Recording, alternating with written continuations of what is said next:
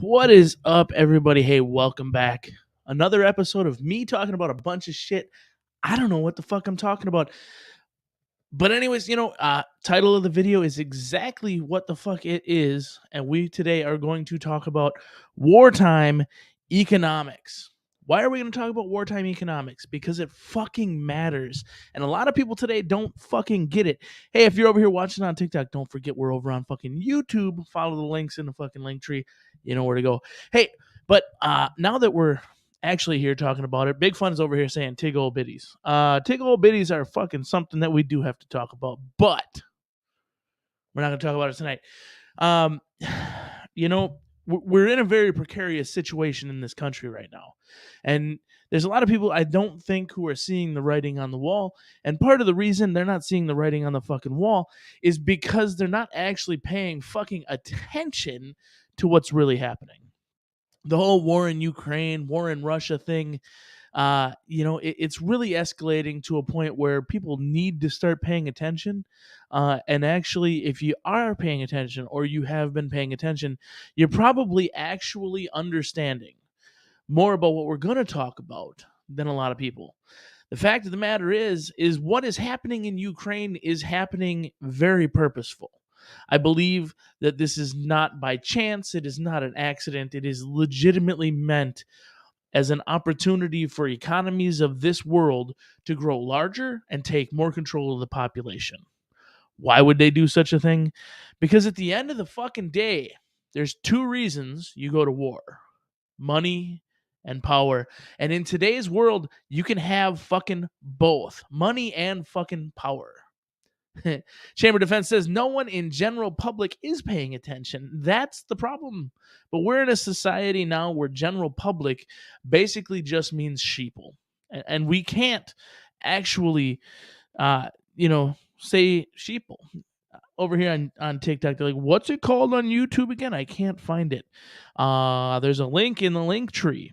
Follow it. Get on over here. If you want to join in, you're actually going to have to head over to you can pin. Oh, I don't need to do that. Hey, head on over to the YouTube. If you want to join in this conversation, you're going to want to be over there. I'm actually going to go ahead and drop a link. Hey, see, he found it. He found it. See, not everybody on TikTok is hopeless. But hey, I'm going to drop a link in the chat. This link in the chat is the link that you need to use if you would like to join this conversation. It brings you to StreamYard. It brings you on in. And here we go. So the reality of wartime economics. What is wartime economy? What is wartime economics? Why does it matter, right? First, in order to understand what wartime economics is and why it fucking matters, they're even censoring live chats for assholes. Yes, they are, especially over there on that fucking app. The wartime economics, it really is just about wartime economy, right? It refers specifically to an economy of a country that's at war.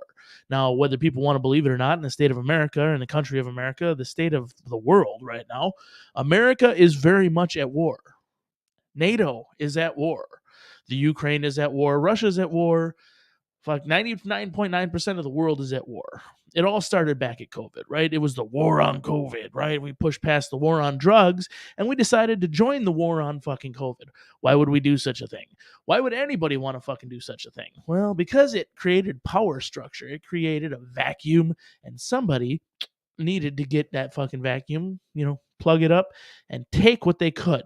Now, most of that was big government. Economy, though, in wartime, is a different thing, right? It prioritizes the production of goods and services and not actually the production of things that people need, like food and, eggs and lettuce and all the things that people use to survive. All the things that people are going, holy shit, man, look at the cost of that. Like, I won $5 on the lottery this week. I might buy a fucking omelet for breakfast on Saturday. I'm feeling fucking special. Somebody in chat over here on YouTube goes, hey, y'all, sorry, I've been MIA. G23, I know who you are. You haven't been MIA? I've been MIA. I ain't been knowing this shit for a little bit, but I'm back. We're going to have some fun.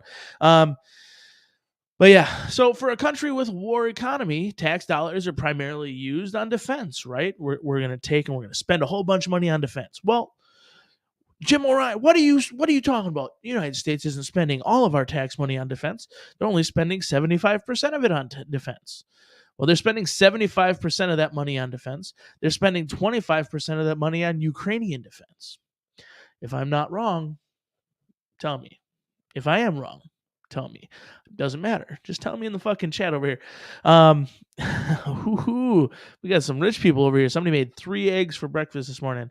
The interesting thing is the egg famine or the egg hike hasn't hit me yet. Like, I don't honestly have to worry too much about eggs because I buy from a local farmer.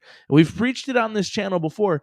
Do not take for granted where your food comes from. Make a relationship with a local farmer.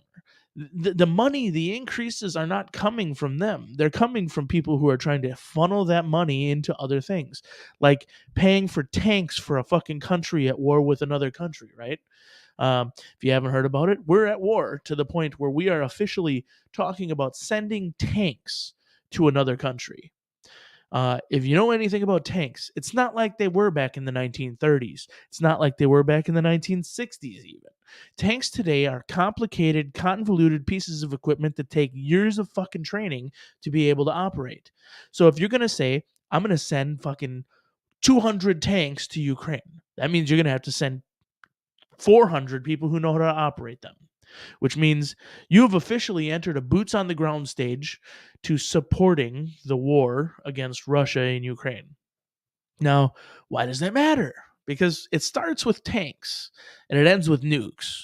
Because when you're fighting a world superpower who has 50% of the global nuclear, arsenal, if you push them to a brink, they will use it, especially a country like Russia who does not care about using nuclear, weapons.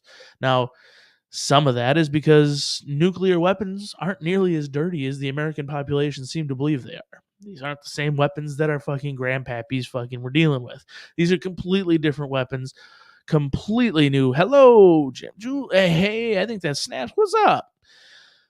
Anyways, yeah, the weaponry that we have today is completely different than what it was back then. It's clean. It's relatively non-harmful to anything outside of a blast radius, right? Nuclear winter doesn't exist with new weaponry the same way that some of these people seem to believe it does, right?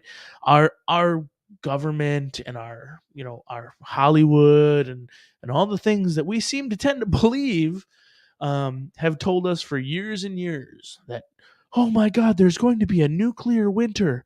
Somebody's going to boo and everything's going to go to shit.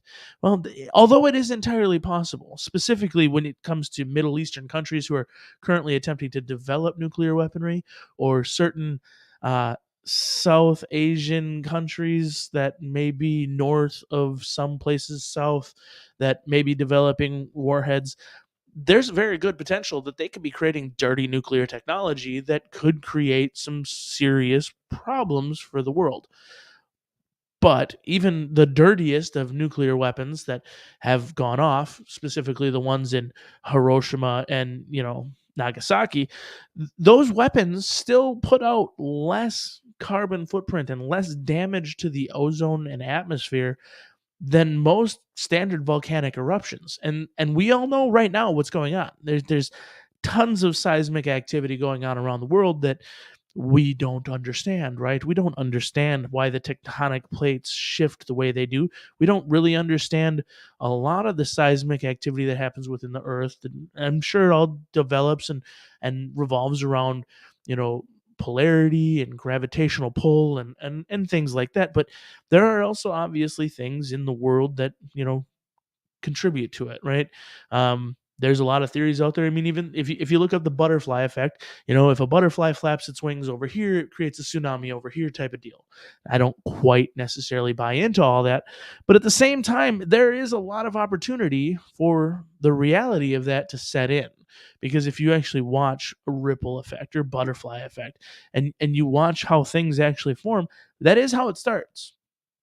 Granted, much larger scales usually are required to create global events that cause problems, right? A big giant fucking earthquake that kills 22,000 people is probably going to create some fucking nightmares for people on the ocean over the next couple weeks. Um, Joe Morris says if CO2s were a serious problem, we would have rainforests overgrown everywhere. Plants eat CO2, for God's sake. Not fucking wrong, not wrong. The red backlight is very ominous. Yes. We're in the war room, motherfucker. That's what we talking about today, right? Wartime economics. You know, it's sad to say it, but we really are in a situation where if people don't wake up, we are at war with the world. I'm not saying World War III. I'm saying we're at war with the fucking world. Yeah, he is right. If CO2 were a serious problem, we would have rainforests overgrown everywhere. Although there's a lot of theoretical science that goes behind. Yeah, you like the red light making rooster stand up. Everybody loves the rooster. I think, is it time to pet the cock? Everybody likes when I pet the cock. Petting it on stream makes it very polite, right? Anyways, you can't see that all the way. There is a cock here. You'd like that, I'm sure. Anyways, yeah, my big white cock. Yes, my big white cock on camera. It's not on the TikTok though, because the TikTok can't handle the cock. I got a ban this week over there for saying hairy penis. So I'm sure that's gonna end this stream pretty soon. Yes, cock petting.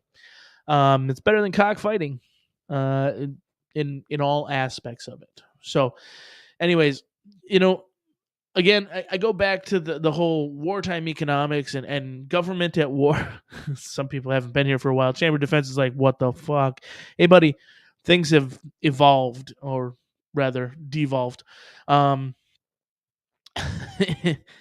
Jules says, it was a key, sir.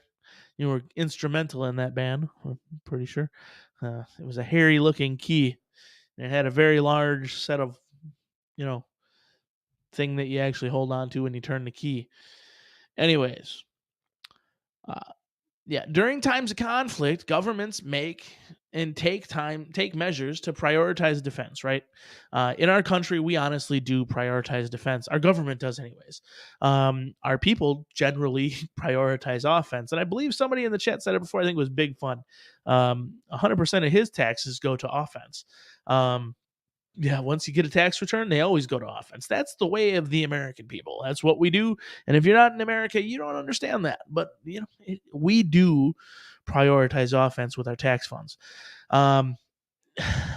But if country is borrowing large amounts of money, though, those funds mostly go toward maintaining the military and meeting national security needs, right? That's the whole, like, quote unquote, and meeting national security needs, right?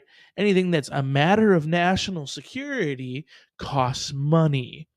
Now, if anybody's been paying attention to the news for the last couple weeks, I think we all have seen a few matters of national security. Some people have legitimately talked about, a balloon being an issue, right? A Chinese spy balloon, maybe.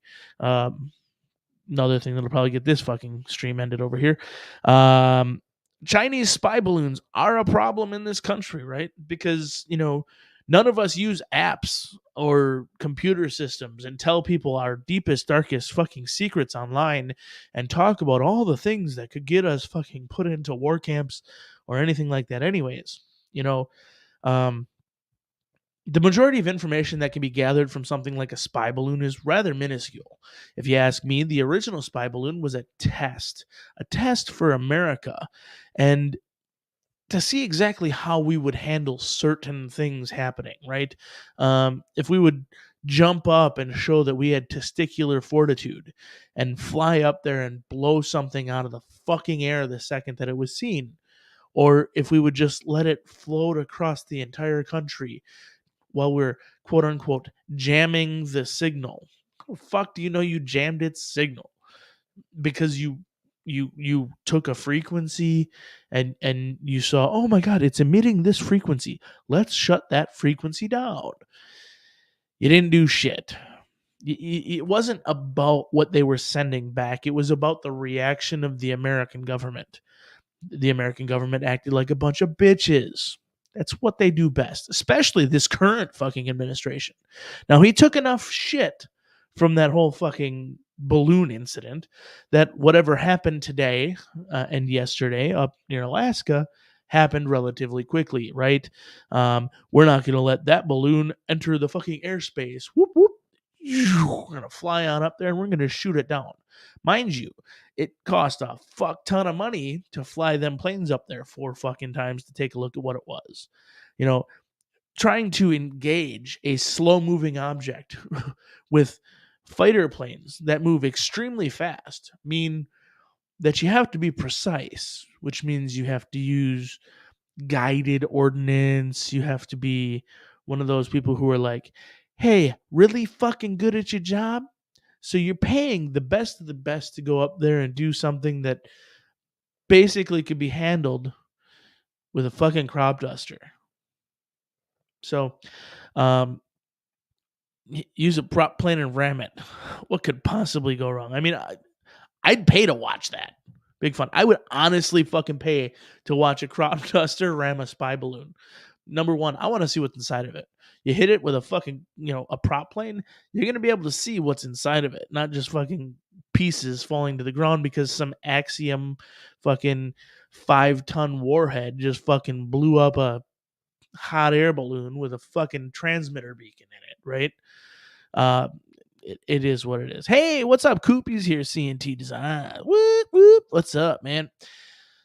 Bacon's also in the house. Harley Lifestyle's in the house. Hey, I haven't fucking said what's up to anybody except for Big Fun because you said something earlier. So, Crazy Eyes, everything's there. I honestly don't think there was anything they just shot down. I think they're trying to save face. There were pieces there. There was things that were falling from the sky. What was it? I don't know. Maybe it was just another fucking plane, right? You can send up Tommy and fucking crop duster and shoot him down. I don't know why they didn't launch a drone. Fighter jets made no sense. Well, actually, fighter jets make a lot of sense in the fact that you don't know what you're engaging, right? A drone, not necessarily, notwithstanding, is even more expensive than sending up a highly qualified pilot because number one, the drones launch out of very specific locations. They don't just launch out of every airbase. They launch out of a place in Montana. They launch out of a place in, well, whatever. People who know where they launch out of know where they launch out of. And they take a lot of fuel to get places, and then they actually have to, do their job. Not much they can do about it. So it is what it is. Hospital's hopping tonight. I'll be right back. Chamber of Defense, hey, we love you being here. Glad the hospital's hopping, but man, we miss you. All right, so yeah, back to the whole wartime economy, right? Sorry, I get off track. It happens. It's what we do. How helicopter makes the most sense to me, as somebody says over on the TikTok chat. Helicopters do make a lot of sense, except for the fact that whatever they shot down today, quote unquote, was above 40,000 feet, which is a problem for most helicopters. Most helicopters aren't going to be traveling up at 40,000 feet and actually doing maneuvers or anything like that. It's a weather balloon, says Crazy Eyes. What's up, man? Yeah, maybe it is a weather balloon. I don't know. It could have been a weather balloon. Could have been anything. We don't fucking know. It was just an object. Yeah, so and that's fair. A lot of people aren't aware of some of these things. So, yeah, I think they said that it was flying above 40,000 feet, but below 70,000 feet. So Big Fun in the chat goes 60,000+ feet is pretty high for a chopper. Generally speaking, if they say below 70 but above 40, they're probably closer to the 70 range. So he's probably not wrong saying 60,000+ feet is above that for a chopper. But regardless of the whole balloon issue, all it is a drain of funds, right? It costs a bunch of fucking money to send these people up and do that, and that's fine. Like, we do have to worry about our national security on some level. Saving face and trying not to look like a bitch is a good thing, though. If you, however, are only doing it for your own populace, which is what some people here are insinuating, that big old Joe was only doing it for his own populace, then it's not actually accomplishing anything, right? If you say the Chinese put up another fucking spy balloon and you shot it down, but they didn't actually do it, and they're just sitting over there going, the fuck are these guys talking about, man? We didn't do that.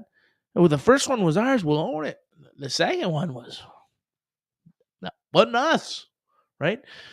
But either way, could have been another country too. We don't know. I mean, it was up over by Alaska, right? So we're going to make the attenuation, or maybe even they're going to come out in the next couple weeks and say, hey, maybe, just maybe, it came from Russia. I saw a word over here on the chat on YouTube. Now I have to fucking address it. Harley Lifestyle. It came from Harley Lifestyle. But I don't know if he's familiar, but he's about to be familiar. Penetration? Penetration! You didn't like that? Oh, what about this? Penetration! Just saying. Yeah. So penetration. This is a thing that we do over here on YouTube. We have penetration. We also pet my cock, but hey, it wasn't me. Anyways, the whole deal with the government spending and the wartime economy. Why would anybody want to do this, right? That's what we're eventually getting down to. We're getting down to, why would anybody want a wartime economy? Probably because you want to, number one, take the whole like deal away from the public, right? You want to take everything that they have, take their securities, take their money, take their funds, and make them beg at the feet of the state, right? Because eventually what you end up having to do is start rationing things or issuing tickets for people to be able to get food, which means you're controlling the ability for people to get their food. You're controlling the ability for people to provide for their families, even if you're not necessarily interfering with the ability for them to provide for their families. So you get to the rationing, and it's the distribution of goods and services, right? It's not just the creation of goods and services. Now they're controlling the distribution of goods and services. And then resource allocation. Nothing has never not been about control. That is the most truest negative statement I've heard all day. But for a country with war economy, tax dollars used on defense, they're doing a ton of borrowing for it. They're bringing all their tax revenues in for it. If you don't have that whole wartime economy, you're using that money to improve infrastructure. When's the last time the federal government has done anything to improve infrastructure, right? Do I think anyone will ever attempt invading the U.S.? Yes, I do. I do believe so, because as much as this country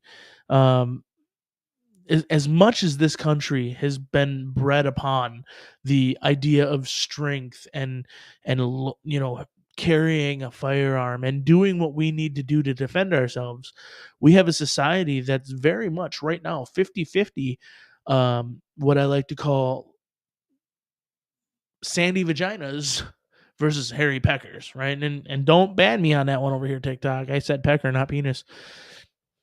Whatever. Do what you want. I don't fucking care. If you're over here, you should follow the link tree in the description. Head on over to the YouTube, because I don't get banned over there nearly as much. And at least if I do it, they wait until afterwards. So, to the whole question, yes, I do believe that there is a time coming here in the near future where somebody will attempt to invade the United States of America. And why do I believe so? Because we are raising a bunch of bitches. We legitimately are raising a bunch of people who are softer than fucking puppy shit. And it shows. The global fucking people out there see it, right? There was a time when America would flex its muscles. At least YouTube lets me finish.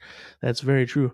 There was a time when the American people, all we had to do was flex just a little bit, like, dude, You're pushing it just a little bit too far. I think you need to back up. And we stand up just a little bit. And everybody's like, okay, okay, okay. I get it. And we're done. Right? Only very crazy, non functioning fucking individuals would do things that create wartime conflict from the American people. Now, we are very much into being the world's police. We've sunk tons of money into being the world's police, and we did a whole lot of that. We haven't done a lot of that recently. Why haven't we done a lot of that recently?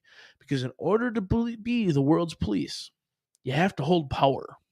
And I think that we're in a situation now where the American people do not hold the fucking power anymore, right? The American country as what we were as a superpower, we're not anymore. I mean, we legitimately live in a country where more than 50% of the individuals think that gun ownership is a bad thing. They scream that they want to defund the police. And then they also at the same time say that the only people who should have them are the police. And then I don't understand the thought processes here, but this is our society at this point. The people in this country have become so soft and so ignorant that they are going to be the reason that somebody will come into this country at some point and say, we own you. And to be completely fair, if we look at the amount of money that this country has borrowed from places like China, um, they do own us. I believe the recent numbers are like 60% of United States is technically owned by the Chinese, right? What? Only cops should have guns? We have a police problem. Exactly. That's the thing I don't know. The people in their minds, they put this whole fucking thing together and they say, you know, only the police should have guns. But at the same time, they're like, all cops are bad. Fuck the police. Fuck the police. And don't get me wrong. I am legitimately to the point where all cops are fucking bad. I don't trust a motherfucking cop to save my ass. I will go along. I'm not also the person who's going to fight the fuckers either, right? I understand what it takes to survive. I get pulled over by a cop. I'm going to be cordial until I don't have to be anymore because I have a better chance of walking away if I'm fucking cordial. Uh, next live stream, we'll start learning Mandarin. 文教保 No, never. Not going to be doing that. Um, I will not comply. I will not comply to the federal government getting in my fucking shit. I will not comply to some other federal government trying to get in my shit. Um, it is a dangerous world that we live in today. But that's why I promote over here on these channels that, you know, the places where it's legal to carry are fucking everywhere. It is perfectly legal to carry every single place, every single fucking state, every single country, every single county, every single road, every single city, every single establishment. If you're not a bitch, it really comes down to that. If you're not a bitch, you can do whatever the fuck you want. I'm not at all telling people to break the law. I'm not at all telling you to go out and break the law. I'm telling you to do what's best for you and don't let somebody's fucking convoluted sign on the front of their building where they're attempting to, you know, patronize and be a different type of citizen or a better person to tell you who the fuck you are or when the fuck you can protect yourself. There's a county in Georgia, and I wish I remembered the name of the county right now. They legitimately require every single fucking household to have a firearm. Such a problem. I can't believe it. Why would anybody do such a thing? It's literally the safest fucking place in America to live. 2 murders in 10 years. Seems like a lot. 2 murders is a lot, right? 2 murders is a ton for a small community, a county. The reality though is I literally just moved out of a really tiny community. It's like fucking 1,200 people. They've had fucking 5 murders in the last 2 years. It's a relatively safe community. I would legitimately say it's safe to walk down the fucking street. But they've had murder, right? It happens. People are fucking weird, man. Mikey says Kennesaw. Is it Kennesaw? Is it just a town? Hey, Jamie Wilson, what up? Yeah, it's legitimately though like one of those situations where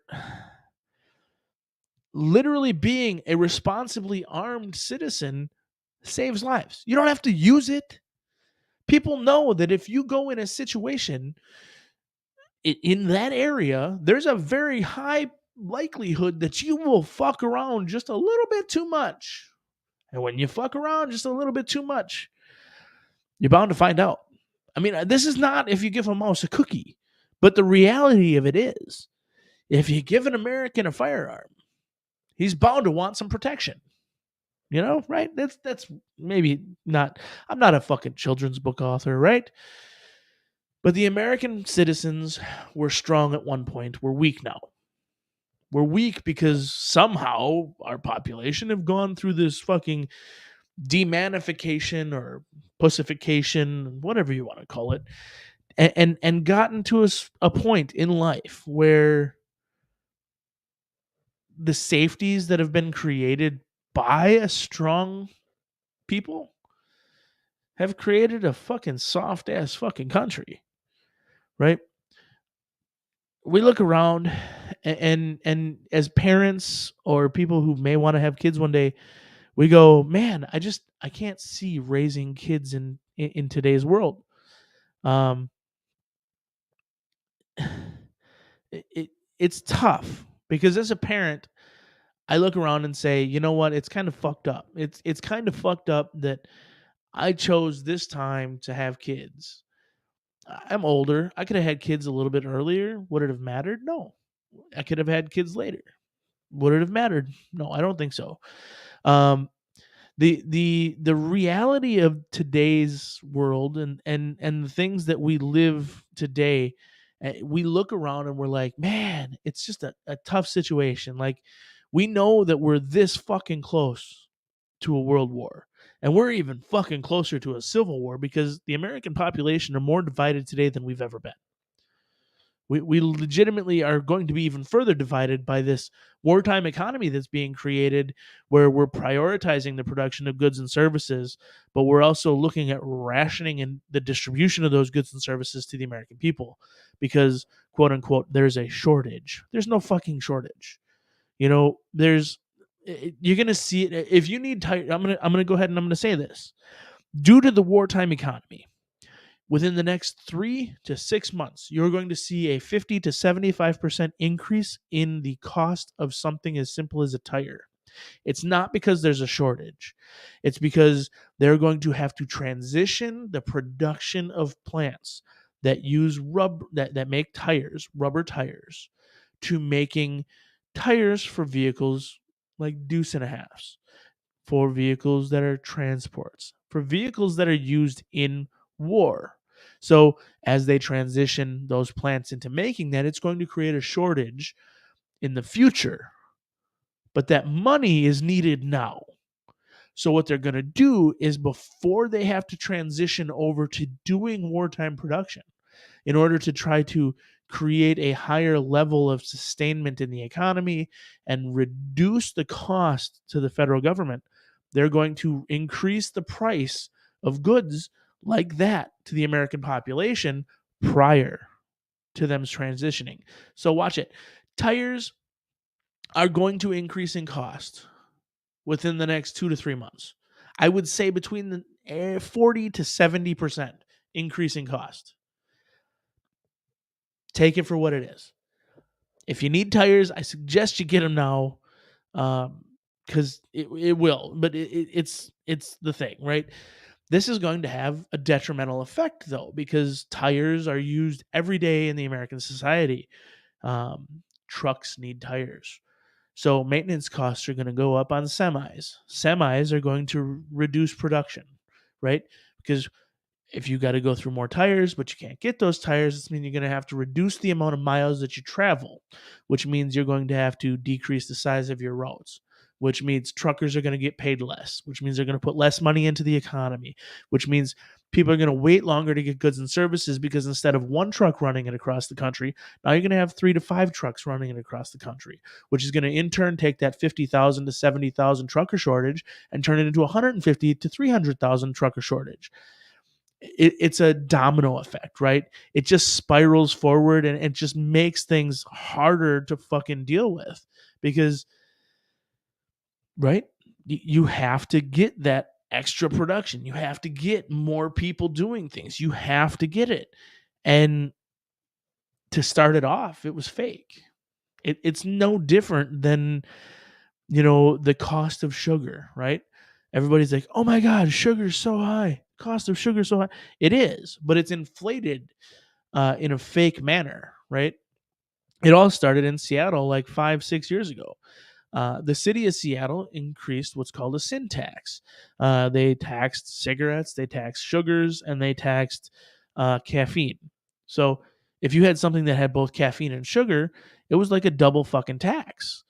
Um, and what you ended up with was you could literally go to a Costco or some big box store like such here in the Midwest and look at a case of Powerade, right? You take that case of Powerade and say it's $12.99, right here in the Midwest. In Seattle, because the sugar and the other things that were in there, you legitimately now have a product that is being sold for like $22.50 over there. In some cases, like a case of Mountain Dew in Seattle, I think is like 36 fucking dollars. Like it's ridiculous. And it's like, oh my God, I'm glad we don't have that here. But then I go to the store the other day, a 12 pack of fucking Diet Coke, right? I know Coca-Cola is the enemy, but I still like Coke in my fucking whiskey. A 12 pack of fucking Diet Coke at one store was $9.99. What the fuck? I literally went like 2 blocks down the road and the store that's like the ghetto store, right? I put that there because it's kind of the ghetto store. But that store, I can buy 4 12 packs for $11. Like, what the fuck? Like $2 more, I can get 48 cans versus the 12 at that store for 10. It's fucking ridiculous. But I mean, even in the chat, they're saying, try buying cigarettes in Massachusetts. It's about $14. J Dubs is 19 a pack. Holy shit. Like, I quit smoking when cigarettes were like $7 a pack. I could not. I couldn't afford it. Like, who can afford to smoke 2 packs a day at $7 a pack? I'm literally skipping meals so that I can smoke cigarettes, which ain't good. Canada. I get it, right? Fucking Canada. Can't fix stupid. Can't fix maple syrup either, apparently.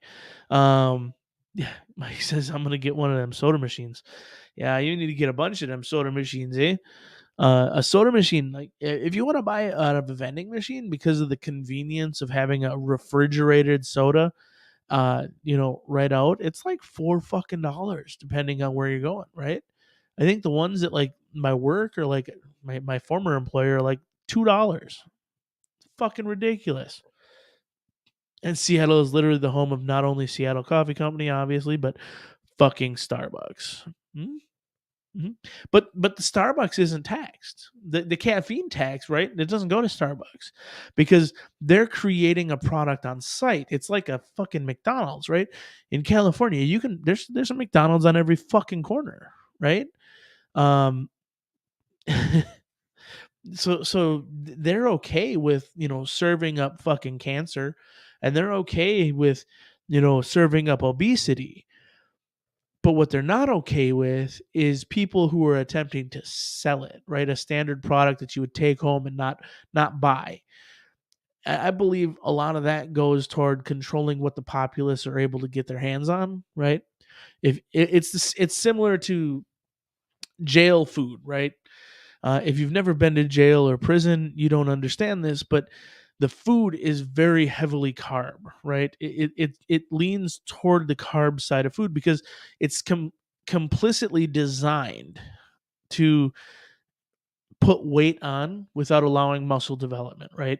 So you don't get a lot of lean proteins. You don't get a lot of good fats. You get just heavy carb, which in turn creates fat, which is really hard to turn into muscle. So you have to work extra fucking hard to do it, or you have to moderate your own diet with things like the canteen, and actually get the stuff that allows you to have protein to create muscle mass, which is it's done in an intentional manner. In jails and prisons, they actually don't want these prisoners getting fucking jacked while they're in the house, right? You ain't got nothing to do but lift fucking weights, anyways, right? So if you can prevent them from getting swole, you don't have to worry about the fact that the people who are working in the fucking guards, the people who are supposed to be managing the house are going out and fucking catching McDonald's on their fucking lunch break, eating Burger King for dinner, having leftover fucking pizza for breakfast, and then eating fucking just shit garbage fucking sugar all the goddamn time to increase their weight. And I know, pot calling the kettle black, right? I'm just a fat guy, right?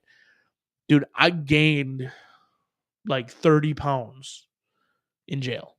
Like no doubt 30 pounds in jail, and I wasn't even there that long, right? I mean, I'm talking like 20, 30 fucking days. Um not a not a big stint at all, but to gain a pound a day is fucking massive, right? And it's just the food. It's garbage food, and just does that to you, right? Anyways, carbs loading also reduces your drive. Exactly. Burnaby Sanchez said it right above that. Says keeps the inmates slow. It does. Keeps the inmates slow for a reason. Um, yeah, it's one of those things, right? But it all comes back to that wartime economy. It all comes back to pushing people in the populace. Um, uh, yeah. Goddamn Bacon says the Starbucks is sold in stores too, as an actual product. But it as an actual product, though, they are subject to those taxes. So that it is an interesting kind of complex. It's why there's probably more Starbucks being popped up everywhere, because they can sell more without being discriminated to those taxes. So, um, but yeah, it's wartime economics, right? It really does go there. They exist out of necessity when a country feels its need to make national defense priority, right? And the interesting thing is when you're actually at war, you get this sense of like, I don't even want to say it as um, patriotism. Um, Yeah, no, Operator Tony's cool. He did drop a link in the chat just so everybody's aware. Operator Tony's been a day one supporter of this channel. I will never give him shit for it. He's one of my moderators. The GoFundMe is posted for his son Spencer, who's a young gentleman. Um, no, it's cool. Um, he's he's currently battling follicular. I believe it's follicular. Yes, follicular thyroid cancer. So, um, if you can share the link, if not, cool. Check it out. Anybody you can support, it's great. Anything that he can do, I allow him to post it because I do hope for the best for him and his family. They're going through some shit, and any support that I can provide, I I hope to. So, yeah, crazy as like, who is Operator Tony? He streams over on Twitch too. If anybody doesn't know, he's just some asshole. Uh, he's some unemployed, homeless asshole. No, it's cool, J Dubs. It's not a big deal. A lot of people don't know, but he is. It is cool, and I do allow it. You'll see, especially in those chats, like a majority of people have wrenches. If you hear more than twice, you're gonna get a wrench because I don't allow people to fucking censor people on my chat either. So, hang around. You'll be a mod before you know it. um, but yeah. Anyways, we get this sense of patriotism when you're actually at war, right? World War One, World War Two, people came together. Um, you have a good job, man. Get it. Good luck. Get it. Get it. So Yeah, I mean, you get this sense of patriotism because your country's at war and you want to support your country. And you think back to like World War One, World War Two, the women and the Rosie the Riveters and all that stuff, and the people who really came together, turned their regular factories over to wartime production. They did so under the guise of patriotism. They didn't get extra money for it. It wasn't government contracts that were driving them that way. They did it out of a sense of patriotism. And this is basically saying, okay, we've got all these taxes coming in to pay for defense budget. We're going to give these people the least amount of money possible under government contracts to create quote unquote mil spec product, which if you're not familiar, mil spec product just means the lowest fucking bidder. That's all it means. It doesn't mean that it's quality. It doesn't mean fucking anything. There's a reason that operators and people who are in special forces don't use mil spec product to go out and do their job. They spec their own shit and they build it the way they want it to function the way they need it. Plain and simple. Mil spec is nothing. So if anybody's out there going, I got a bunch of mil spec fucking hardware, it just means that you got a bunch of low budget fucking no rent shit, right? I'm saying there's a good possibility things like Aero Precision are actually creating higher quality fucking lowers than most of your mil spec garbage out there. So take it for what it is. It is a thought process behind it. So yeah, trolls don't usually get made moderators, but most of the people in here are trolls anyways, right, Bacon? I believe you qualify as a troll, but we like you. I mean, your name's the goddamn Bacon. How fucking un-American would it be if we didn't like bacon? Yeah, my friend is a doctor who works for CCA and says heart disease is going up big time and costing us. Yeah, there's a lot of reasons heart disease is going up, though. I mean, we could talk about the fact that 24-year-old athletes are just falling over with heart attacks and shit, but there's other reasons for that. It's all cool. Yep, learned what a wrench is now. The wrench is the moderator button over here on the YouTubes. The YouTubes. We say this with German accent because the people who run this app, they operate fucking ovens. The people who operate this app, they eat scorpions. But hey, anyways, don't forget, head up to the link tree. Join us over there. Yeah. So the whole deal of like wartime economy, though, it really is back to taking power. And I'm not going to continue to beat the fucking dead horse. We're going to fucking wrap this up here shortly. But if you want to think about the pillars and the people that were really there and what really created like wartime economy, it really does go back to like the Axis and the Allied powers back in World War II. The United States, Japan, Germany, America's economic strength grew tenfold coming out of that war. And there's really a purpose behind creating a wartime economy, right? You get it done. You focus on production. You focus on finding a better way to do things. You focus on getting things done in a more efficient manner and using new innovative technology or operation systems to do it, right? So what you end up with outside of the wartime economy on the other end of it is a system that's designed to work with less people to create more product, and it actually stimulates the economy, right? It makes things work better. It makes things work faster. It makes more product in less time, which supports a larger populace. Um, yeah. I don't think you can put yourself in timeout. That's okay. Um, yeah. A strong wartime economy also let FDR put all the Japanese in camps. Yeah, that was a fresh New Deal. It did.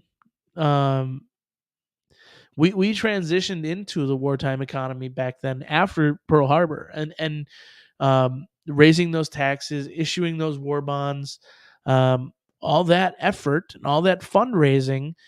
It really did produce the economy and the money available to put Japanese Americans in camps.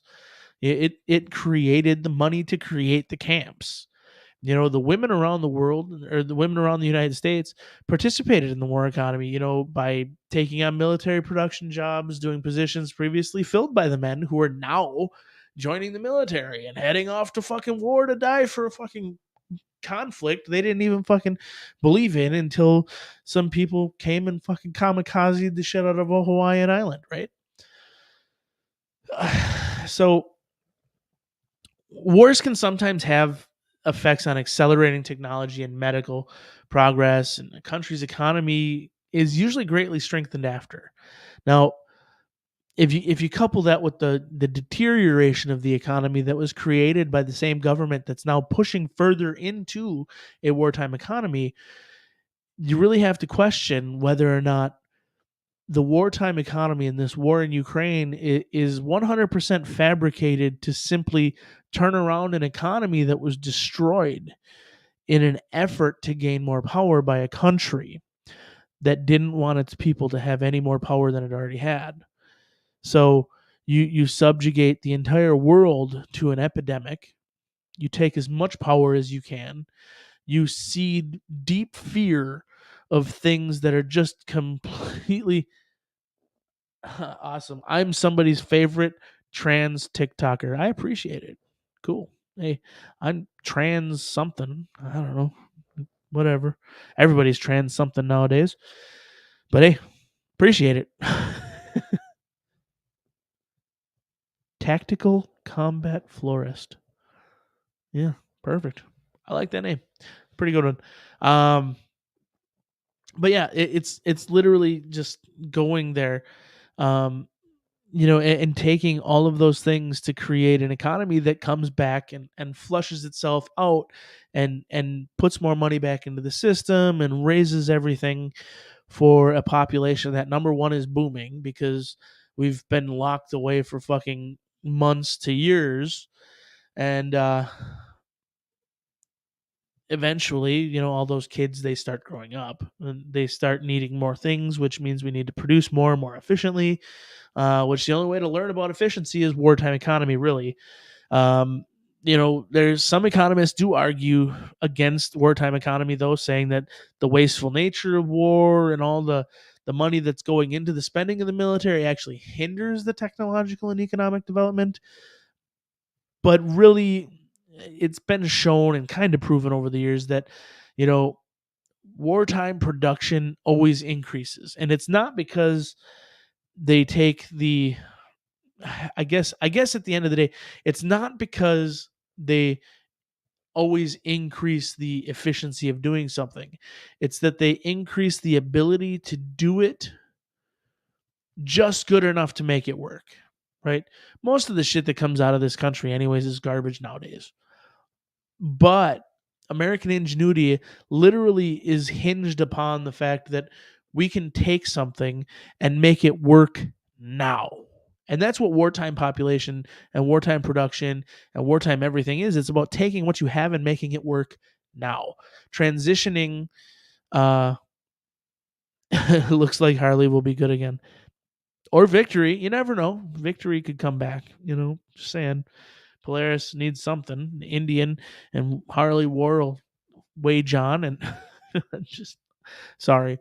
I just offered hope to like 3 people in the country. Anyways, no, it's disgusting, but I'm just kind of trying to open people's eyes to the fact that our economy was destroyed. Our people had all the power taken away from them, and now we're in this conflict, right? And as much as we're not in the conflict because we don't want boots on the ground, as soon as they started talking about tanks, that's an effort that requires boots on the ground. Our tanks aren't the same as they were back in the day. They require people who are highly trained individuals to know what fucking switches to flip when and how to fucking use the joystick just properly. Hell, the fucking hydraulic systems in today's tanks are more complicated than most of the freaking, telemetry systems of the old warplanes, right? And even then it was somebody highly trained that needed to do it. So something as simple as spinning the turret in a fucking tank nowadays requires a level of education that exceeds that which most Ukrainians are going to get within 5 fucking minutes. So that means we're going to put our boots on the ground. Once we put our boots on the ground, we are entered fully into a wartime economy. And the increase in prices we already have lends itself well for rationing and taking away from the American people, especially because the increase in price of the goods like eggs aren't produced by the farmers. I'm still paying less than $3 a dozen for farm fresh organic eggs. Why am I getting them that cheap? Because I'm buying them direct. So take everything you can with a grain of salt. Everything I've talked about is bullshit, anyways. Nobody fucking gives two rats' asses what I have to say or what I have to believe. But I would definitely suggest get yourself involved in a co op today. Find out who your local farmers are, start buying your shit from them, and start putting yourself in a situation where you're not dependent on the things that the government is about to start offering. Because all those little EBT cards that about 50% of our country run around with are about to be doubled in production, and they're only going to limit you to what they want you to have. And when you're limited to what the government or the people who are trying to control you want you to have, you are limited to a diet of rice and fucking beans and breads and carbohydrates and things that are going to do nothing to help you survive against a population of government officials who are attempting to suppress you. So, yeah. Also, what happens if even one of those tanks get captured and reverse engineered? Not nearly as much as you think. I mean, the tanks that are coming out of Russia are just as technologically advanced as the ones that are coming out of General Dynamics. And to be completely fair, General Dynamics and Amtech and the companies that are vying for, making American fucking tanks, they're also making Russian tanks and they're making fucking tanks for other countries that have already surrendered them over. The technology involved in making a tank is very, very hyper focused, right? These people aren't doing anything new, and maybe that's another thing that could potentially come out of this is people are going to actually have to start doing something new, and maybe we get our own fucking technology back. Uh, couldn't care less. Honestly, the Russians aren't too concerned about taking our 60-year-old technology out of our tanks and trying to do something special with it. They've already got enough fucking engineers that have done work over here to help make them and all that shit to have reverse engineered it and then advanced technology in their own right. Now, not saying that we don't have certain little things that are higher tech or whatever, but it's not like 50, 60 years ago. The gap in technology between our country and a country like Russia or a country like China is so minuscule that the amount of effort and energy that actually goes into reverse engineering a specific component of a military vehicle or an armament are pretty minuscule. Now, on the other hand, if they get a hold of something like the EFSS system that the Marines use, the Expeditionary Fire Support Systems, um, the 120 millimeter artillery cannons that are towed behind jeeps and fucking dropped off on fucking site by Osprey helicopters. That's a little different because there's a lot of technology in one of those little 120 millimeter cartridges that come off those Excalibur pallets that they would probably love to get their fucking hands on. Granted, it's all using fucking Chinese chips and, there's a lot of things that are commingled in there and everybody has their own goddamn thing too. But um, there's certain technology that's there that I'm sure somebody would love to get their fucking hands on. But I don't think it's in the tanks as much as the new generation of tanks are only like 7 to 10 years old. Um, the reality of that 7 to 10-year-old tank is that it's a 50-year-old tank with an updated engine because somebody goes, hey, you know what? We should get rid of this diesel engine and go to a more energy efficient turbine engine. and then we decided to go to fucking sand countries, and nobody who's an engineer goes, "Hey guys, um, turbine engines aren't good for sand." So we ended up with a lot of tanks sitting at intersections and towed into places to be a quote unquote show of force. While the US government did a fucking full turn run into creating a diesel engine that could fit into the same size space as the turbine engine, which meant the hydraulic system had to be reinvented and rethought. But either way, it's still 60-year-old fucking technology. It's a diesel engine driving some fucking wheels with a hydraulic system and a turret. It really is old technology. That way, it's just all in what switches, gadgets, and fucking digitalis shit that's inside of it. So, um, they can empty that card as easy as they can fill it. Yes. Chinese Doritos. Sounds like fucking scorpion chips to me. Are you concerned that Russia feels like they must win and that they may use nuclear weapons if it's looks like they won't? There's a directive in the Russian, handbook that literally says like that nuclear weapons are. It's not that they need to use it. It's like a common practice, right? So, um, if a war escalates to a point that they feel like they need to use it, they're going to use them. And we kind of covered that just a little bit before, I think, before you actually popped in. Nuclear energy is extremely clean today compared to what it was. Um, I, I, I, I don't believe in all the hype behind nuclear energy, right? There's a lot of research out there, and there's a lot of things that you can go look at that really talk about how clean nuclear energy is nowadays versus what it was back, when Chernobyl fucking melted down. But even if you look at the carbon footprint of, the bombs that were detonated during Hiroshima and Nagasaki, they were very dirty, but they still did not create nearly as much carbon energy or carbon footprint damage to the economy or well, not the economy, but to the infrastructure and the the organic everything that existed around it, right? I mean, it did a shit ton of damage within the blast radius. Don't get me wrong. The fallout, the area around it, the nuclear energy was very dirty. But if you look at the amount of energy that was dissipated and the amount of damage that was done overall to the environment and the ozone was very minimal.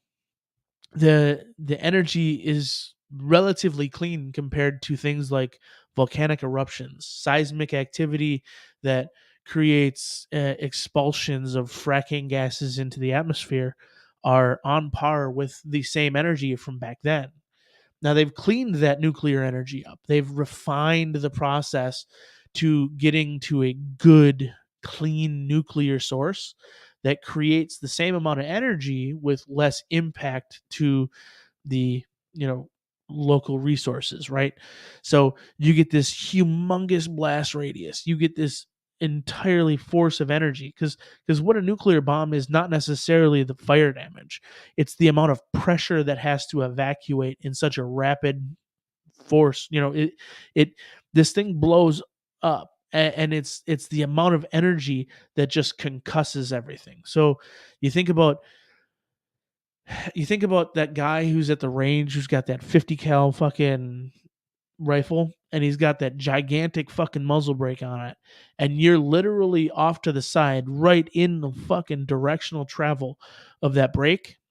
That amount of pressure that's being evacuated from that end of that barrel is going with such rapid succession that it just leaves a wake of terror, right? Well, multiply that by 50 fucking million, and that's what you're getting out of a nuclear bomb. It's not, I mean, the heat is at the epicenter, absolutely. You're going to have complete burnout there. The light, the heat, the energy that creates that explosion is massive right there at the epicenter. But the majority of the damage isn't caused by that. The majority of the damage is caused by the concussive energy that's being forced out with such rapid succession. And that is where, the biggest problem is. The energy itself is so clean nowadays, it's not even funny.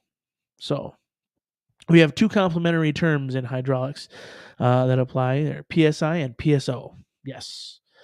Um, so it really is. It's just a tough situation as Russia feels like they have to have Ukraine as a buffer zone against NATO forces. I I don't necessarily think that Russia's going into Ukraine as a buffer zone against NATO forces. I think it's being pushed as that now. I said it at the beginning of this whole thing that um, there's a lot of things that happen in the Ukraine based around stuff that started in 2020 that created a lot of questions.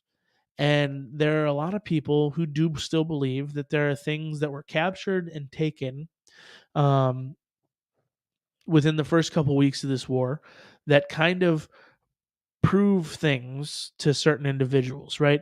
There's a lot of corruption in these countries. There's a lot of things that happen based off of money being handed around. And there's a lot of money that came out of places like the United States into places like the Ukraine um, that create some of this, question, right?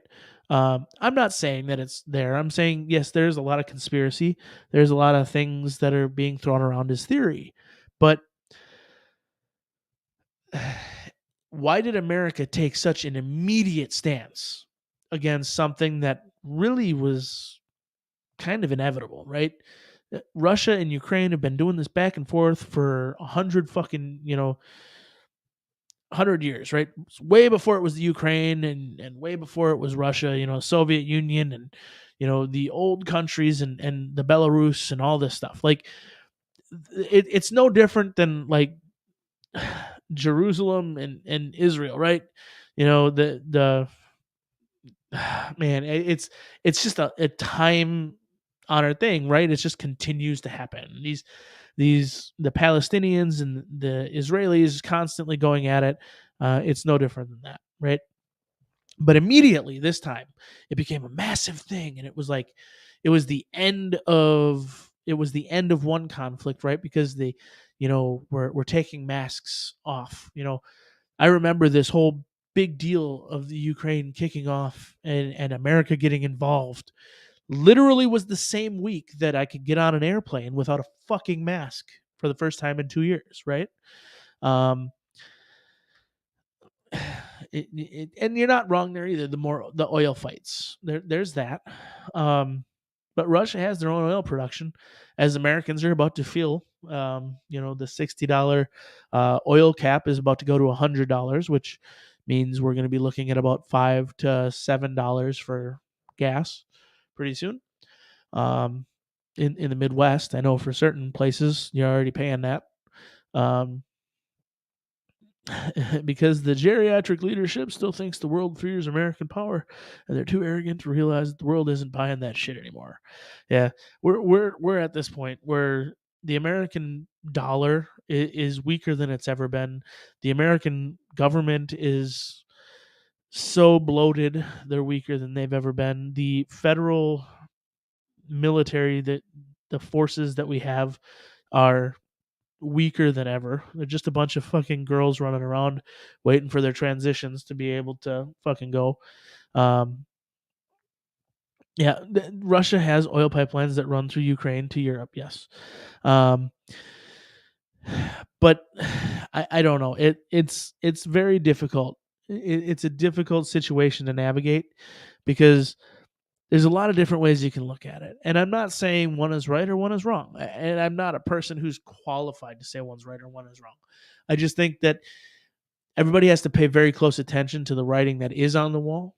And what I am saying is that regardless of what started it, I think that arrogance and ignorance are continuing it.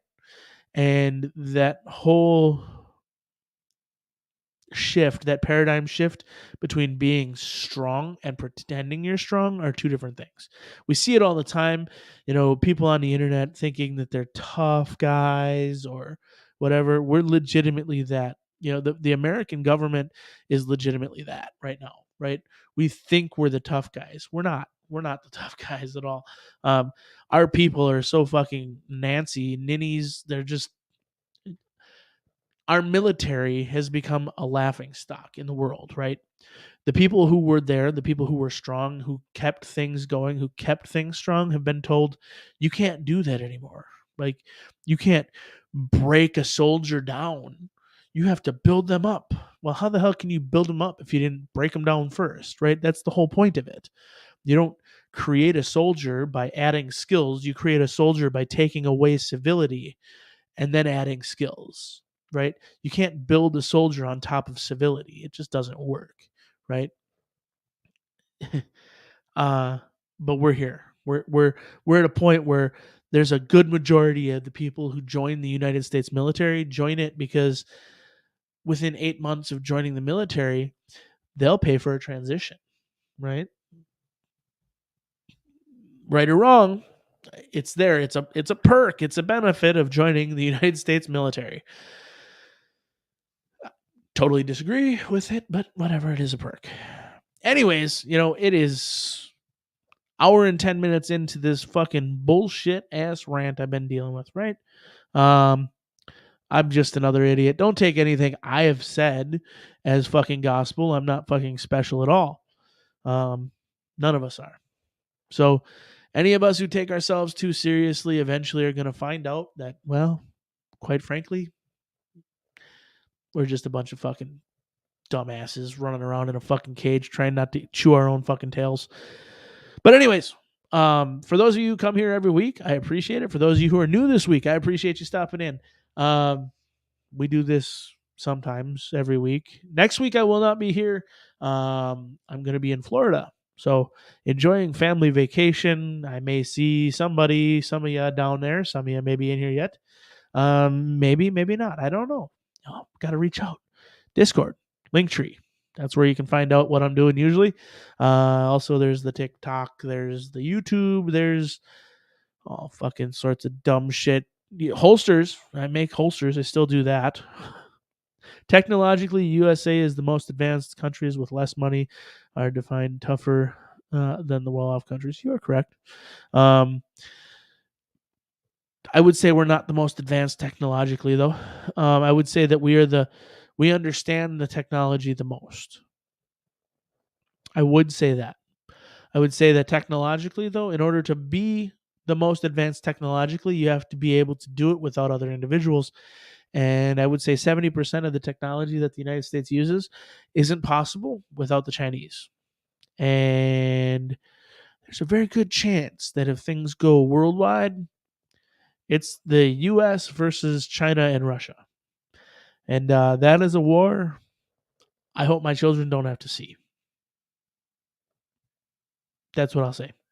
So, anyways, I appreciate it. Y'all stay safe, stay dangerous. Remember, any place you want to carry is perfectly legal so long as you don't get fucking caught and you're not a fucking pussy.